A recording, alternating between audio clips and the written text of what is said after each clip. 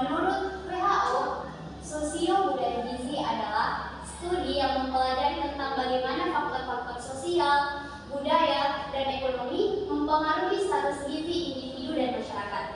Nah, faktor-faktor ini bisa mencakup tiga. Yang pertama itu akses terhadap makanan. Nah, akses terhadap makanan di sini teman-teman itu berkaitan dengan ketersediaan pangan. Lalu yang kedua itu pilihan makan. Nah, pilihan makan di sini misalnya itu kepercayaan akan norma yang berkaitan tentang apa yang kita makan, apa yang mau dimakan. Lalu yang ketiga ini perilaku makan. Perilaku makannya di sini tentang bagaimana cara tak makan, pola makan tak, serta bagaimana proses pengolahan makanan. Jelas? Jelas. Oke, jadi teman-teman perlu tahu sosio-budaya gizi ini. Nah, sosio-budaya gizi ini dan masalah gizi ada 4 sub. Nah, ada 4 sub. Yang pertama itu food value, yang kedua ada food belief, yang ketiga food idea, dan yang keempat itu ada food tabu. Nah, yang pertama di sini yang mau saya jelaskan itu tentang food value. Nah, food value di sini adalah nilai tentang makanan. Bagaimana itu food value? Food value di sini adalah bagaimana pandangan tak tentang nilai itu makanan. Misalnya, contohnya misalkan nasi putih. Nasi putih di Indonesia itu dijadikan sebagai sumber makanan pokok. Sedangkan di negara luar seperti di Afrika, di Amerika, apa yang dijadikan bahan makanan pokok itu seperti singkong, jagung, dan lain-lain. Ini semua ada sebabnya. Kenapa kira-kira? Jawabannya adalah karena di Indonesia nasi putih itu mudah diproduksi, mudah ditemukan karena banyak padi di sini. Terus dari turun temurun dari dulu sejak dulu itu budaya kita tidak tidak afdal rasanya kita makan tanpa nasi putih. Sedangkan di luar sana itu teman-teman, di luar sana nasi putih itu tidak izin. Alasannya kenapa? Karena misal di Afrika itu roti dengan singkong ataupun jagung. Kenapa? Karena roti itu bisa bertahan lama. Terus aksesnya juga mudah, bisa bertahan lama. Terus Afrika kan dari impor, makanya susah di sana. Nah, yang kedua teman-teman ada dibilang food belief. Nah, food belief ini bagaimana? Food belief ini kepercayaan tak tentang itu makanan. Sama kita kayak food value, tapi food value itu ada nilai makanan tersendirinya.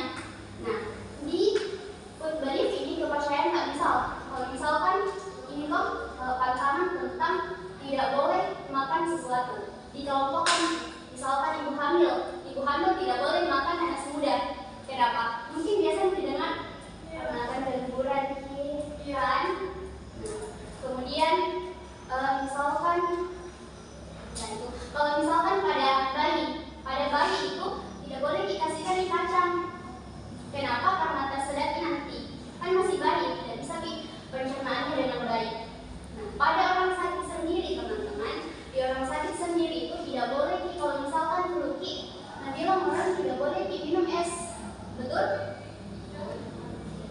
Itu kepercayaan tak dari dulu. Kira-kira dari mana itu? Dari kepercayaan, food beliefnya kita. Yang ketiga ini ada dibilang food idea. Nah, idea ini bagaimana itu ide tak tentang makanan, pikiran tak tentang itu makanan seperti apa. Misalkan contohnya perilaku makan tak bagaimana. Misalkan aku atau nanti kakak saya makan. Nah, itu dari pikiran tak sendiri. Misal makan ini masih kenyang enggak, kadang nggak makan karena begini. Padahal itu harusnya kan kebutuhan gizinya tubuh tak itu banyak. Tidak dipikirkan karena kurangnya pengetahuan tentang gizi tak, karena pikiran tak kurang. Maksudnya pengetahuan tentang gizi tak kurang itu mengakibatkan pemikiran tak tentang itu makanan dan gizi itu juga kurang. Makanya penting sekali itu pengetahuan tentang gizi supaya tidak terjadi yang namanya kekurangan gizi ataupun masalah gizi kayak malnutrisi dan lain-lain sebagainya.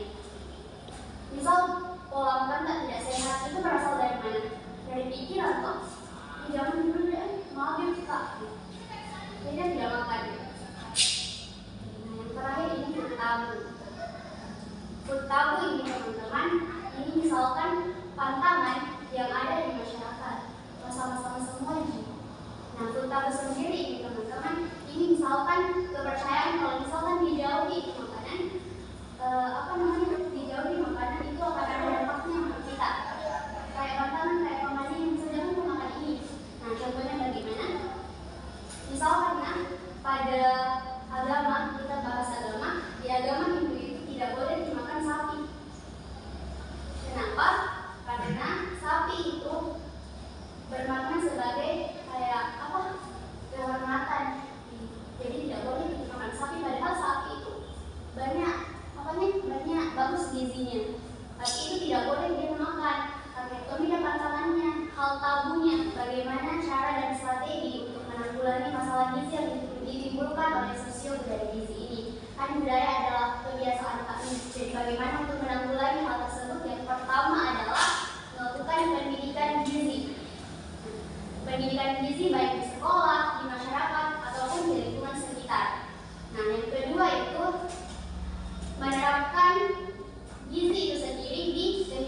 keluarga. Karena yang paling pertama itu adalah dari keluarga sendiri.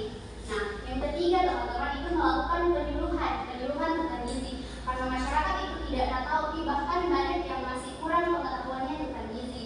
Nah, kemudian itu melakukan kerjasama dengan pemerintah setempat, dengan lembaga swadaya masyarakat, dan yang kelima ada juga pemberdayaan masyarakat seperti pemberian makanan